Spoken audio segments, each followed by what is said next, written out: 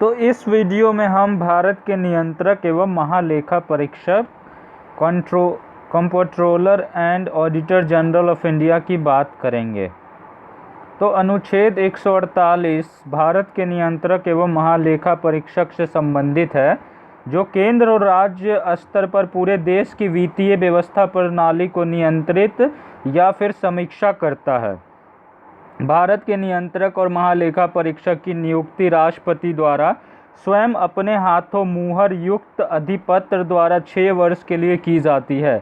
अपना पद ग्रहण करने से पहले कैग सीएजी तीसरी अनुसूची में अपने प्रयोजन के लिए निर्धारित प्रपत्र के अनुसार राष्ट्रपति के समक्ष शपथ या प्रतिज्ञा लेते हैं।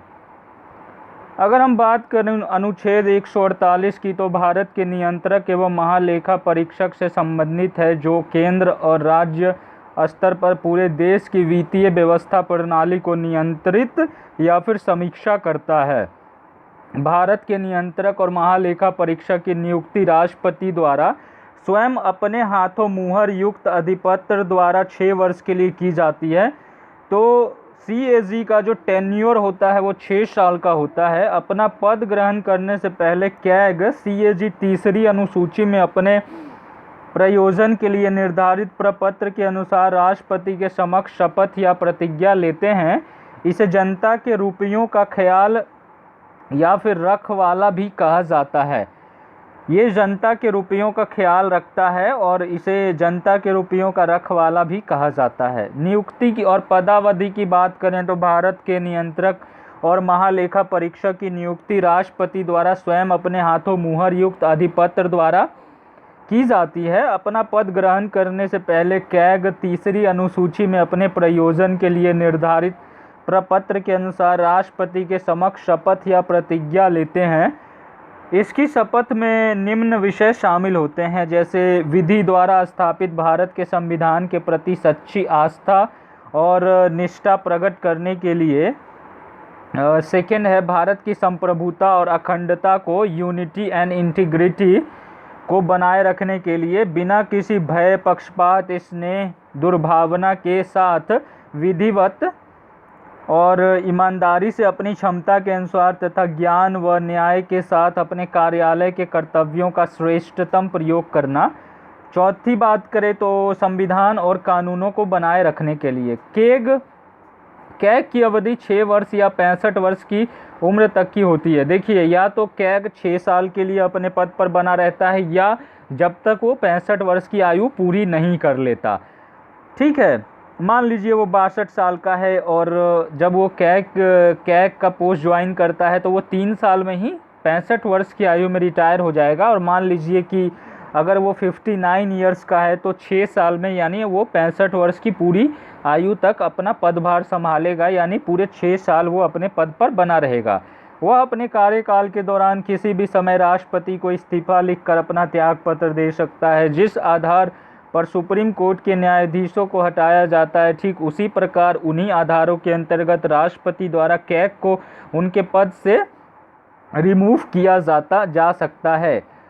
सुरक्षा उपाय और आज़ादी की बात करें तो कैग को ठीक उसी तरह और उसी आधार पर पद से हटाया जा सकता है जिस तरह से राष्ट्रपति द्वारा सुप्रीम कोर्ट के एक न्यायाधीश को हटाया जा सकता है। इसका मतलब है कि उन पर दुर्व्यवहार या अक्षमता साबित होने के आधार पर केवल एक प्रभावी विशेष बहुमत के साथ दोनों सदनों द्वारा पारित प्रस्ताव के आधार पर कैग को हटाया जा सकता है। कैग के वेतन और सेवा की अन्य शर्तों का निर्धारण कानून द्वारा संसद करती है। कैग की नियुक्ति के बाद न तो उसका वेतन और अधिकारों के संबंध में न ही उसके अनुपस्थिति, पेंशन या सेवानिवृत्ति की आयु को कम किया जा सकता है। अगली बात करें तो अपना पद पर स्थगन लगने के बाद वह भारत सरकार के अधीन या किसी राज्य के अधीन वाले कार्यालय का पात्र नहीं होता है।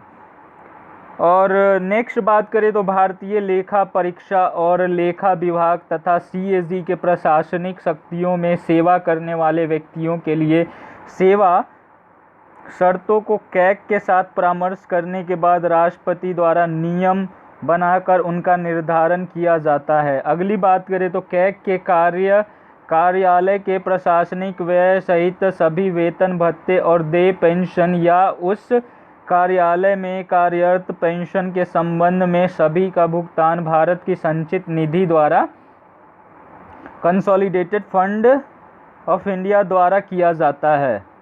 कर्तव्य और शक्तियों की बात करें तो संघ और राज्य और किसी अन्य प्राधिकरण अथॉरिटी या निकाय बॉडी के खातों के संबंध में संविधान का अनुच्छेद 149 कैग की शक्तियों को निर्धारित करने के लिए संसद को शक्तियां अथवा अधिकार प्रदान करता है। कैग के कर्तव्यों और कैग की शक्तियों को निर्दिष्ट करने के लिए संसद द्वारा सीएजी कर्तव्य शक्तियां और सेवा की शर्तें अधिनियम 1971 को अधिनियमित किया गया था। अधिनियम में 1976 में संशोधन किया गया था। नीचे उल्लिखित बिंदु कैग के कर्तव्य और शक्तियां हैं। तो कैग के कर्तव्य और शक्तियों की बात करें तो सीएजी भारत की संचित निधि और प्रत्येक राज्य और प्रत्येक केंद्र शासित प्रदेश जहां पर विधानसभा होती है के सभी व्यय का ऑडिट करता है और यह पता लगाने के लिए कि खातों में दिखाई गई धनराशि का वितरण सेवा या प्रायोजन के लिए कानूनी तौर पर सभी तरह से किया गया कि नहीं, या प्राधिकरण में जो व्यय दिखाया गया है वह उसके अनुरूप है कि नहीं का भी ऑडिट सीएजी द्वारा किया जाता है।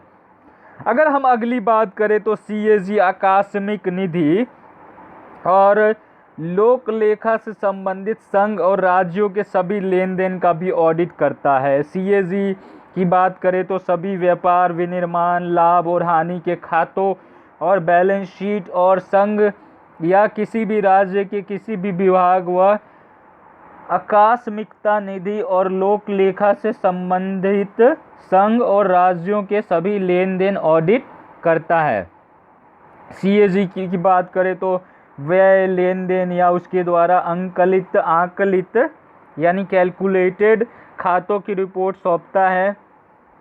सीएजी की बात करें तो संघ या राज्यों के राजस्व से काफ़ी हद तक वित्त पोषित निकायों या प्राधिकरणों की प्राप्तियों और व्यय का ऑडिट करता है। अगर अगली बात करें तो सीएजी उन प्राप्तियों और व्ययों का ऑडिट और रिपोर्ट करती है जहां एक संस्था या प्राधिकरण को भारत की संचित निधि से ऋण या अनुदान प्राप्त हो रहा है। सीएजी किसी भी राज्य या किसी भी केंद्र शासित प्रदेश जहां विधानसभाएं कोई भी प्रावधान के विषय कानून के दायरे में है के खातों का ऑडिट कर सकता है। ठीक है, तो मेन अगर देखा जाए तो सीएजी का काम खातों का ऑडिट करना ही होता है। ठीक है, ऑडिटर जनरल होता है वो। ठीक है, यानी controller and auditor general of India. CAG की बात करें तो राष्ट्रपति या किसी भी राज्य के राज्यपाल द्वारा आवेदित किसी भी प्राधिकरण के व्यय लेन देन का ऑडिट कर सकता है। अगर अगली बात करें तो सीएजी राष्ट्रपति को उन फॉर्म के बारे में सलाह देता है जो संघ और राज्यों के खातों में रखे जाते हैं। सीएजी राष्ट्रपति को संघ के खातों से संबंधित ऑडिट रिपोर्ट प्रस्तुत करता है। देखिए, सीएजी जो भी अपनी रिपोर्ट प्रस्तुत करता है वो राष्ट्रपति को करता है। यहाँ इस बात से स्पष्ट होता है कि सीएजी पॉइंट नंबर 9 देखिए, सीएजी राष्ट्रपति को संघ के खातों से संबंधित ऑडिट रिपोर्ट प्रस्तुत करता है। तत्पश्चात राष्ट्रपति इस रिपोर्ट को संसद के पास भेजते हैं और उसके पश्चात राष्ट्रपति जो है उस रिपोर्ट को संसद के पास भेज देते हैं। अगर सीएजी की बात करें तो राज्य के खातों से संबंधित रिपोर्ट राज्यपाल को प्रस्तुत करता है। तत्पश्चात राज्यपाल इस रिपोर्ट को राज्य विधायिका को देते हैं। देख लीजिए, वह किसी भी कर या शुल्क की शुद्ध आय की जांच और उसे प्रमाणित करता है। काम के दायरे की बात करें तो कैग जनता के पैसे का प्रहरी होता है, यानी सिक्योरिटी गार्ड होता है कैग जनता के पैसों का। ठीक है, वह उस खर्च की गई धनराशि की जांच करता है जिसे कार्यपालिका एक समान रूप से कानून द्वारा स्थापित और संसद के दिशा निर्देशों के अनुसार उपलब्ध कराती है। वह केवल संसद के प्रति जवाबदेह है। जो कार्यपालिका के प्रभाव से उसको स्वतंत्र बनाती है, वह निम्नलिखित रिपोर्ट राष्ट्रपति को प्रस्तुत करता है। विनियोग खातों पर ऑडिट रिपोर्ट, वित्तीय खातों का ऑडिट रिपोर्ट, सार्वजनिक उपक्रमों पर लेखा परीक्षा रिपोर्ट। आलोचना की बात करें तो कैग के पास खातों की जांच अथवा ऑडिट करने की शक्तियां सीमित हैं। इसका मतलब है कि उसके पास उस पैसे पर नियंत्रण का कोई अधिकार नहीं है जो समेकित निधि से खर्च किया जा रहा है।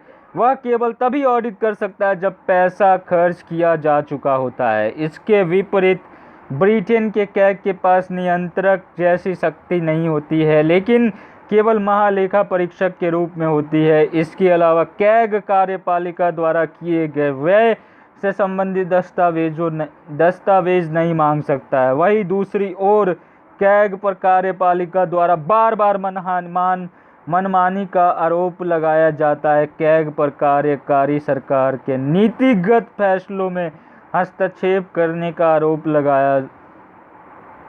लगता रहा है। Thank you. Please subscribe the channel, like and share the video with your family and friends. जय हिंद, जय भारत, वंदे मातरम।